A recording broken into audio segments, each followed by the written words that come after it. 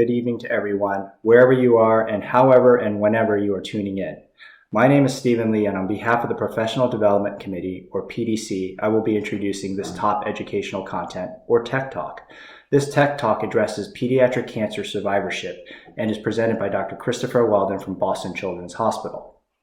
The PDC felt this topic was important as it addresses the long-term effects of childhood cancers and also touches on long-term outcomes in general. Although sometimes overlooked, long-term outcomes and follow-up are extremely important as pediatric surgeons are not just about saving lives, but also about saving lifetimes. Please sit back and enjoy this extremely informative and impactful Tech Talk. Good afternoon and welcome. Thank you for this opportunity to speak. I have no disclosures. I want to relate to you an anecdote concerning the talk that I will give today. Approximately 7 years into my practice, on a Monday morning at 7 a.m., I walked into the preoperative holding area at my institution. I was there to greet a patient and her family, to review the consent for the day's case. I got to the risks of the procedure itself.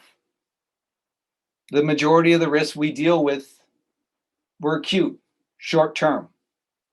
I reviewed the risk of bleeding, infection, organ dysfunction and damage, and finally scarring.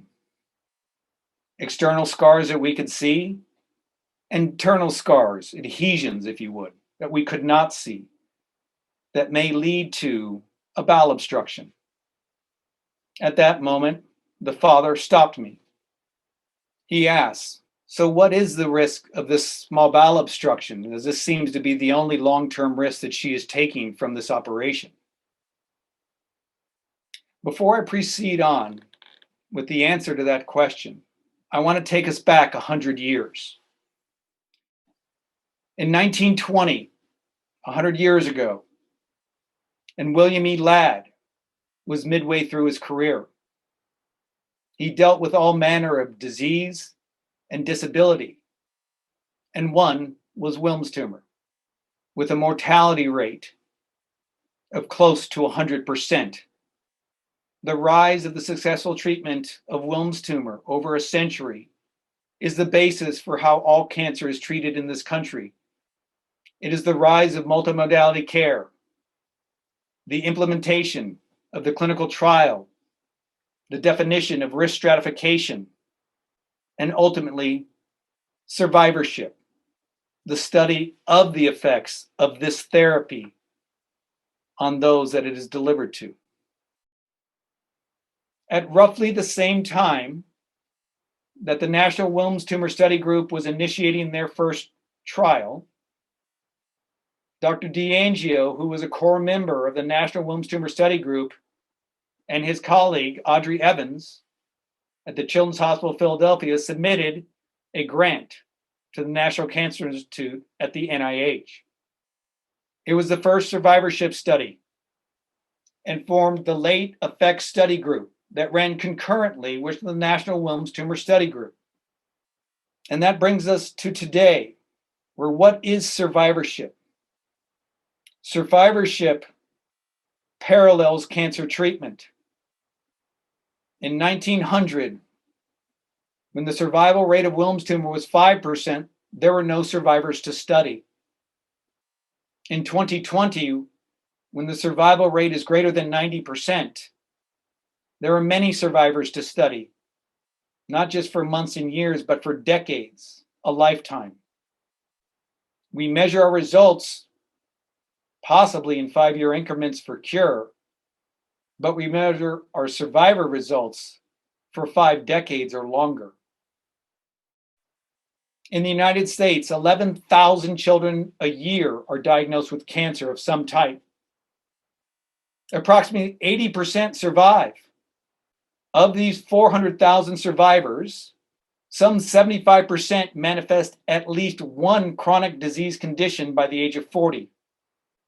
Of that 75% manifesting a chronic disease, some 40% have one that is considered life-threatening. The issues of survivorship are obvious and great. Let's think back to our population that we treat as an infant, our Wilms tumor patient as a child, as an infant, as a toddler. They're treated at a very young age, and they personally retain little knowledge and memory of what was done, let alone the details of the drugs, the dosages, the regimens, or the medications. Memory or loss thereof is somewhat protective. We know that children that graduate from pediatric practitioners to adult primary care providers who are not well acquainted with childhood cancer as an entity, let alone a specific disease. Furthermore, they probably know extremely little about the specific regimen employed.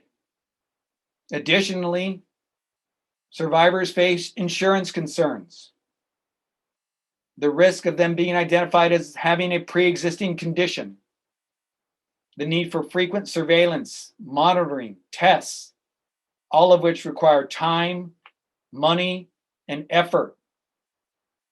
Unknown and unvalidated guidelines for ongoing long-term surveillance, and a very large personal responsibility and burden to receive this ongoing care. And finally, they most likely will lose their parents and their caregivers, their memory, if you would, to what they experienced as a child. I will transport you back now to the preoperative holding area as I sat there dumbfounded trying to answer this man's question. What was the probability? What was the chance? What was the risk that his child would have a bowel obstruction in a month or a year or a decade? What would be the risk that she would be 30 or 40 or 50? Older, wiser, but forgetful of her medical history. What would be her risk then, and how would she know? I answered that I had no idea.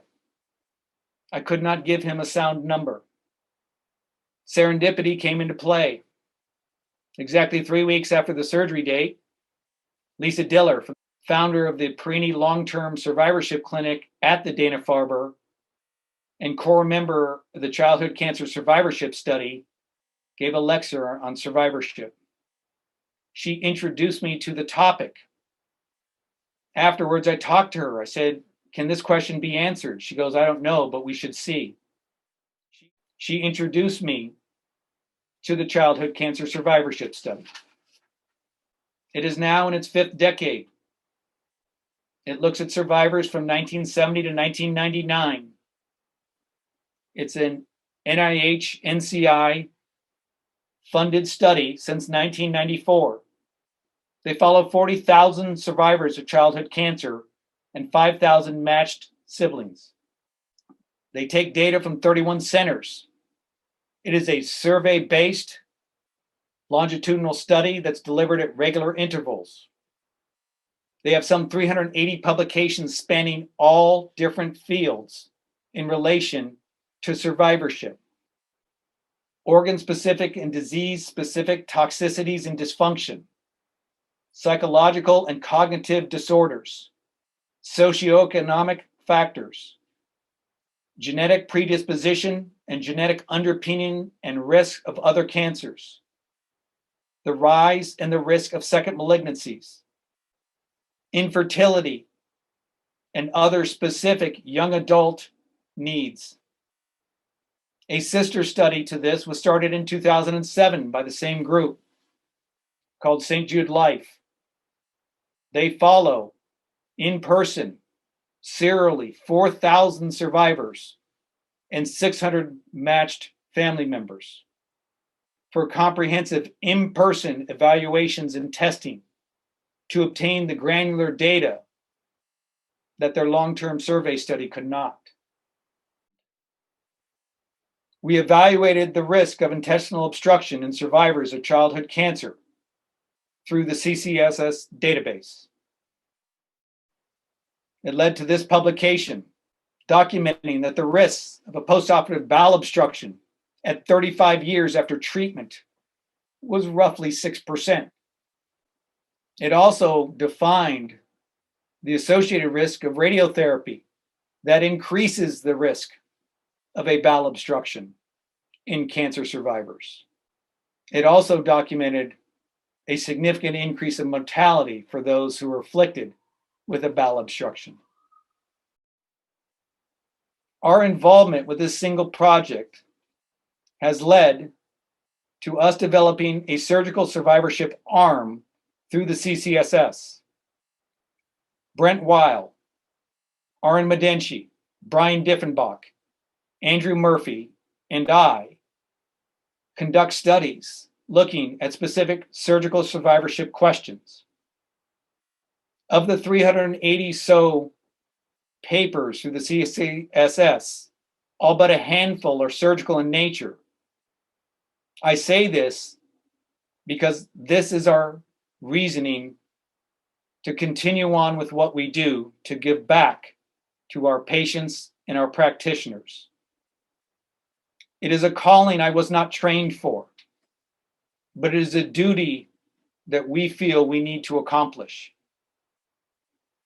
Our goal is to define what long-term risk surgery poses and what is the interplay of those risks with the risk of the radiation and the chemotherapy that's given concurrently.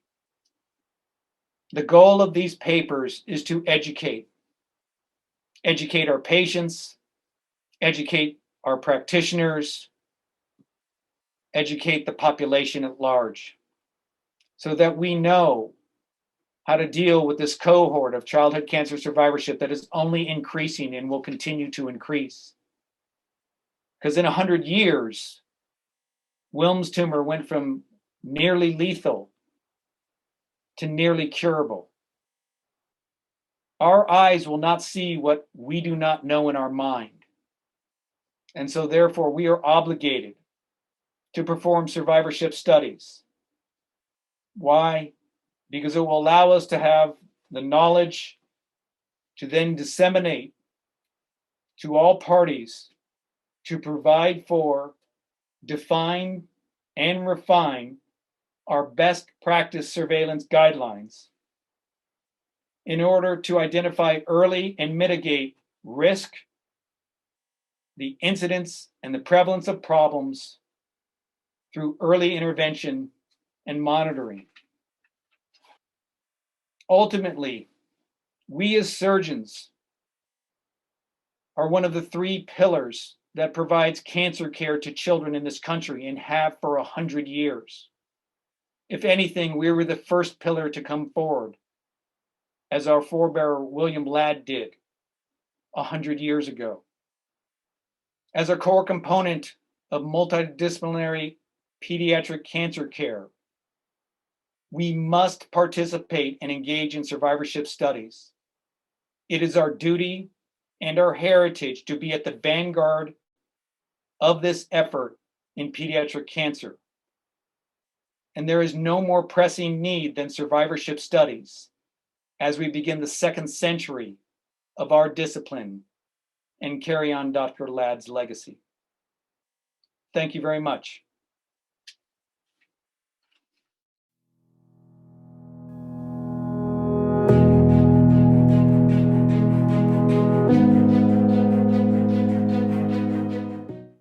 All right, good afternoon, everyone. It's good to be here with you during the live portion of this Tech Talk.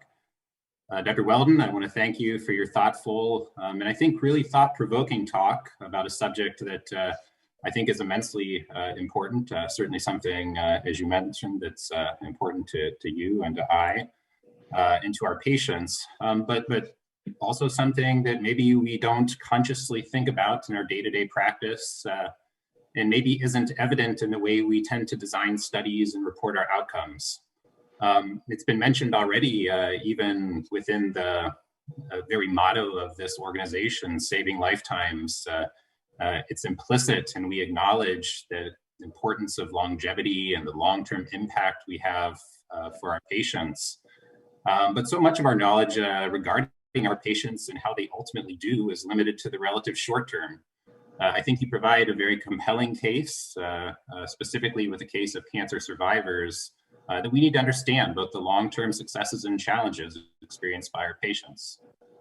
So I want to encourage everyone in attendance to please send us your questions in the Q&A box or in the chat function. We'll try to get to as many as we can. But just to sort of kick things off, Dr. Weldon, as you mentioned, I think our medical oncology colleagues have really grabbed this important bull by the horn, so to speak, and so much regarding what is known about the late effects and late health outcomes associated with treatment for childhood cancer is really from a medical oncology perspective. Do you think this is sufficient, or are we missing something by not having more surgical contribution, so to speak, to this important topic?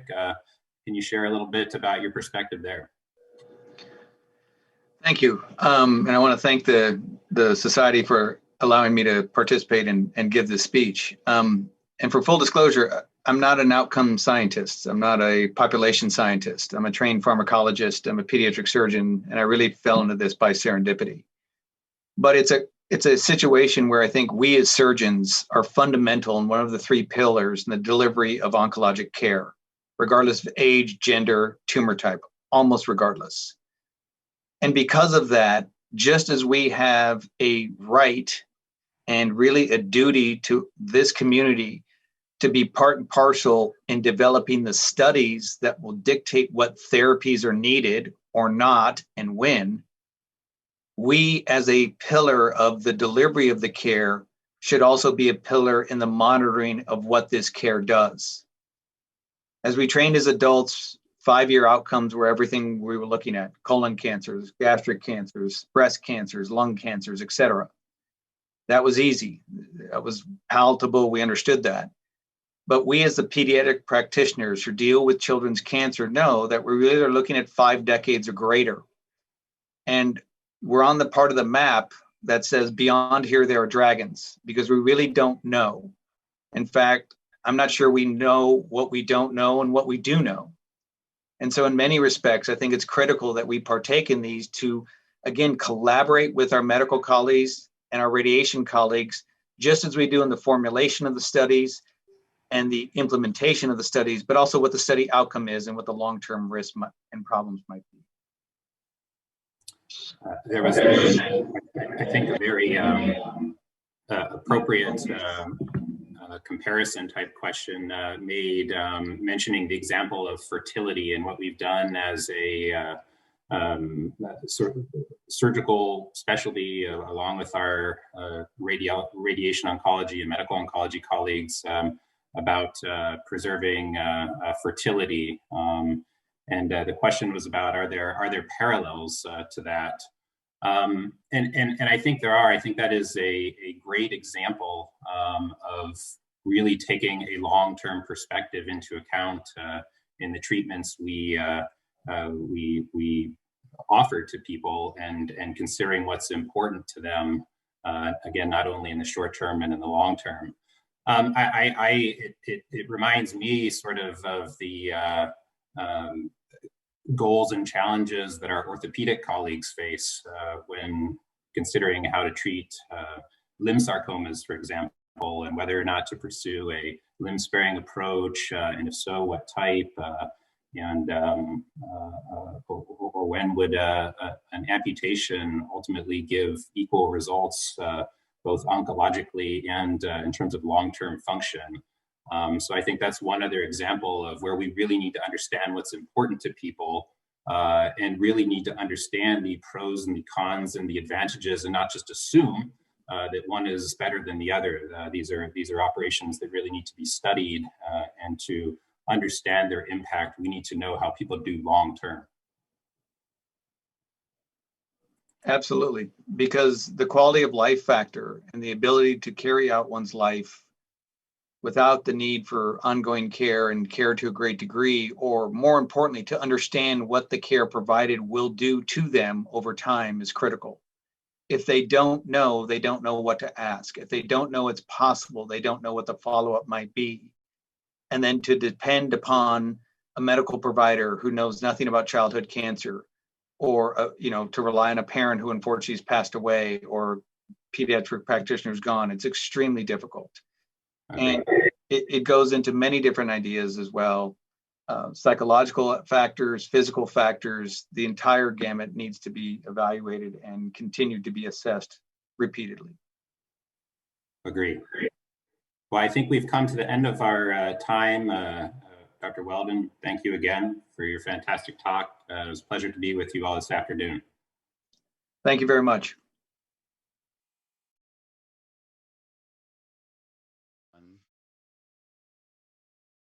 Hi, everyone. Welcome back. That was such a great talk by Dr. Weldon and Dr. Wow concerning such an important topic within our pediatric surgery community. We're actually very fortunate to have as one of my co-hosts, Dr. Rao, who has done a lot of work within this specific question about ovarian preservation in children that have had oncologic procedures. Dr. Rao, any comments or thoughts? Yeah, I thought this was an amazing talk by Chris and highlights so many long-term survivorship issues that I really think surgeons, we can advocate for and really bring our clinical and research areas of focus to how these children transition into adulthood. And I think fertility preservation is a great example of that. As many of you know, I'm a real advocate for pediatric surgeons to be involved in fertility preservation with our patients, because they see us as a lot of times a main point of contact. And when you do the surgery, you have an opportunity to potentially offer another procedure under the same anesthesia. That's just one example. But I am familiar with the cancer survivorship study that Chris spoke about, the St. Jude Lifetime Study. And I think that is a place where we as surgeons, I'm already formulating an email to him, how we can study that, because for those children who have fertility preservation now, we really need to know in 10, 15, 20 years, if you had an ovary removed or you had a testis biopsy, if you're a boy, what then happened? Some people say, well, you will have a reduced fertility just from removing the ovary. We don't believe that that's true based on other adult data, but it'd be great to have the actual data in those children who underwent a procedure. And then what was the outcome of the fertility preservation? Did they use the tissue for restoration of hormones or to achieve a pregnancy? And that's for both boys and girls. So I think that's just one example, but that really has a huge bearing on quality of life for children and as adults. Wow, thank you. That's amazing work. Amazing work. Once again, thank the previous speakers for giving us such an excellent talk. So Dr. Novotny is going to introduce our next session, which is all near and dear to all pediatric surgeons' hearts, the inguinal hernia. That's right. My mom told me never to major in minor things, and I take out the appendix and fix hernias all day long. So I'm not sure those are minor. And yet, it is what we do, and we want to do it well. And so the question is, what is the best way to handle adolescent hernias? Are they different? Should we be treating them laparoscopically or not? And we have a great panel of speakers for you, folks from Boston Children's and Rush and UCLA, Cincinnati Children's. So we're excited to see the next session and see where they take us. So hang in there with us for just a quick break, and then we will be back with adolescent inguinal hernias. That being said, don't forget to click that little button down there to get you to the next session. See you soon.